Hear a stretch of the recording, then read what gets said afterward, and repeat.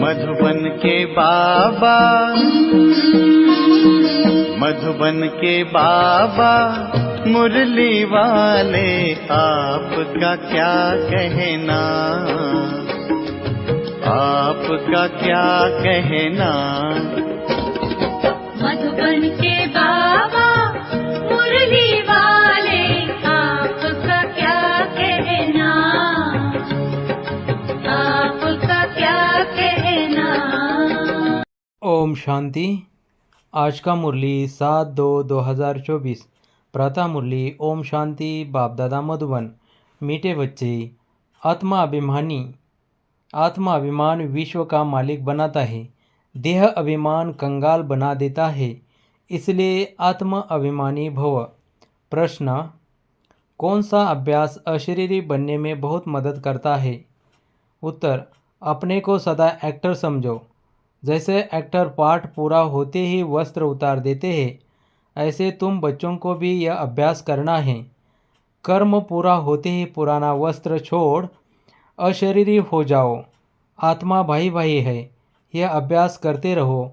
यही पावन बनने का सह साधन है। शरीर को देखने से क्रिमिनल ख्यालात चलते हैं, इसलिए अशरीरी भव। ओम शांति। बाप बैठ बच्चों को समझाते हैं, क्योंकि बहुत बेसमझ बन गए हैं।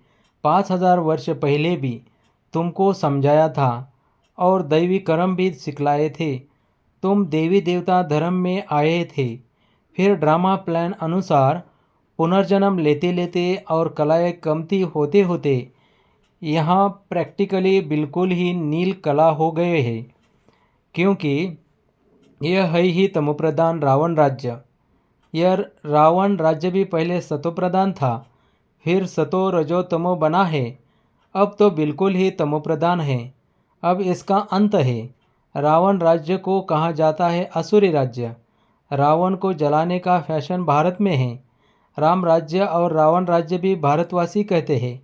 राम राज्य होता ही है सतयुग में, रावण राज्य है कलयुग में। यह बड़ी समझने की बातें हैं। बाबा को वंडर लगता है। अच्छे अच्छे बच्चे पूरी रीति न समझने के कारण अपनी तकदीर को लकीर लगा देते हैं। रावण के अवगुण चटक पड़ते हैं। दैवी गुणों का खुद भी वर्णन करते हैं। बाप ने समझाया है, तुम वो ही देवताएं थे, तुमने ही 84 जन्म भोगे हैं। तुमको फर्क बताया है, तुम क्यों तमोप्रधान बने हो। यह है रावण राज्य। रावण है सबसे बड़ा दुश्मन, जिसने ही भारत को इतना कंगाल तमोप्रधान बनाया है। राम राज्य में इतने आदमी नहीं होते हैं। वहाँ तो एक धर्म होता है, यहाँ तो सब में भूतों की प्रवेशता है। क्रोध लोभ मोह का भूत है ना।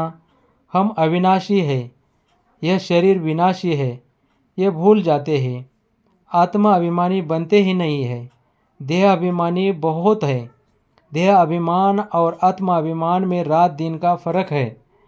आत्मा अभिमानी देवी देवता सारे विश्व के मालिक बन जाते हैं। देह अभिमान होने से कंगाल बन पड़ते हैं।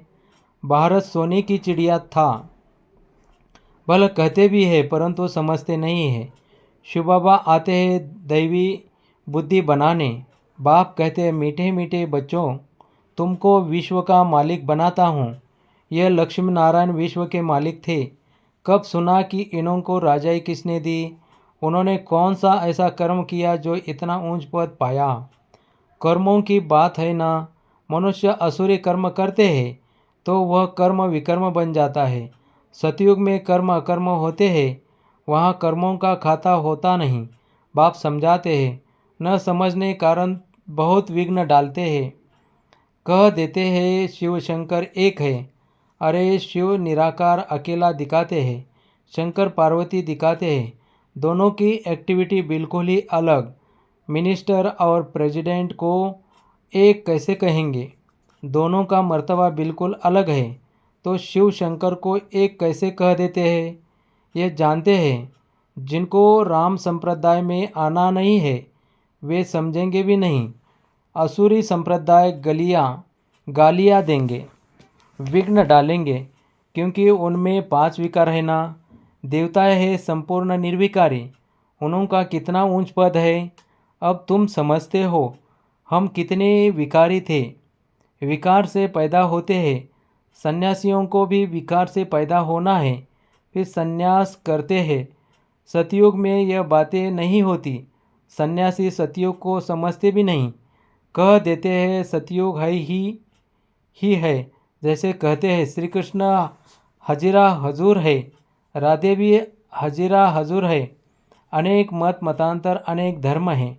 आधा कल्प दैवी मत चलती है जो अब तुमको मिल रही है।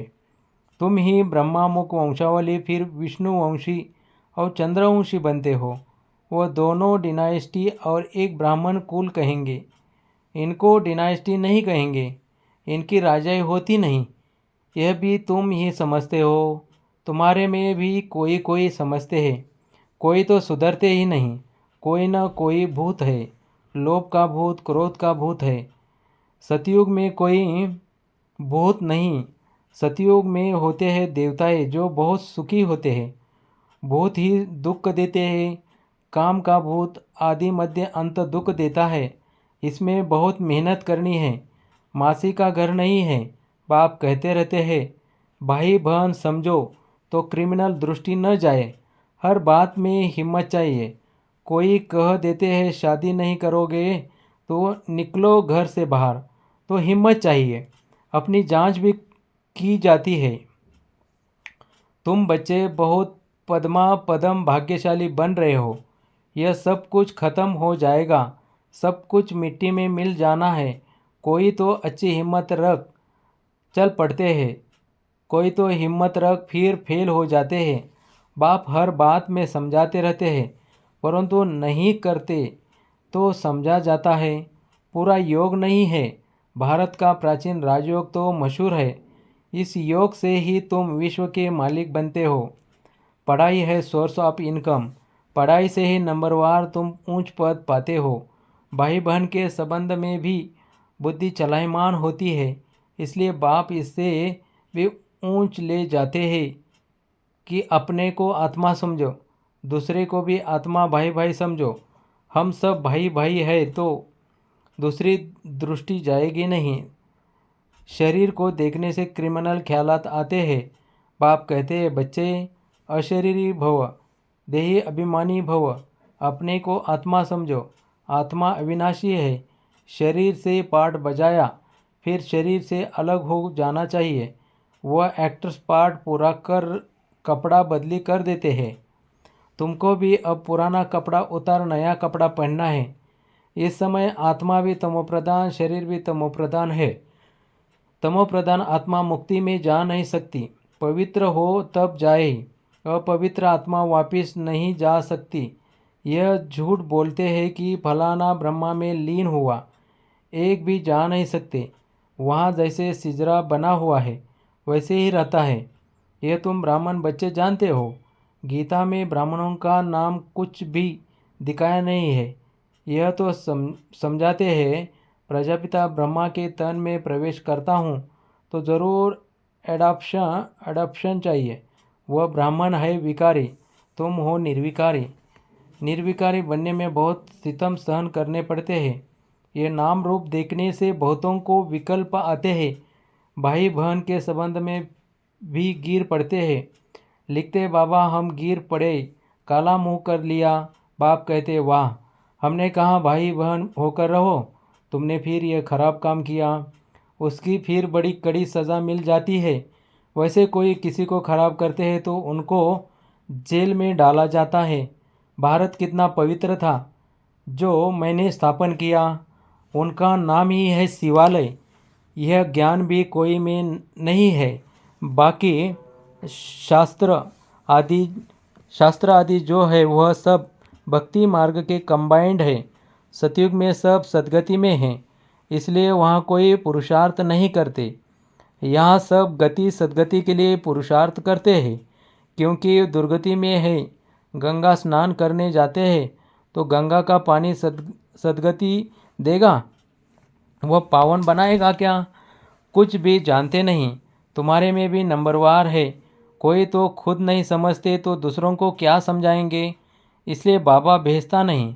गाते रहते बाबा आप आएंगे तो आपकी श्रीमत पर चलकर देवता बनेंगे। देवताएं रहते हैं सतयुग और त्रेता में।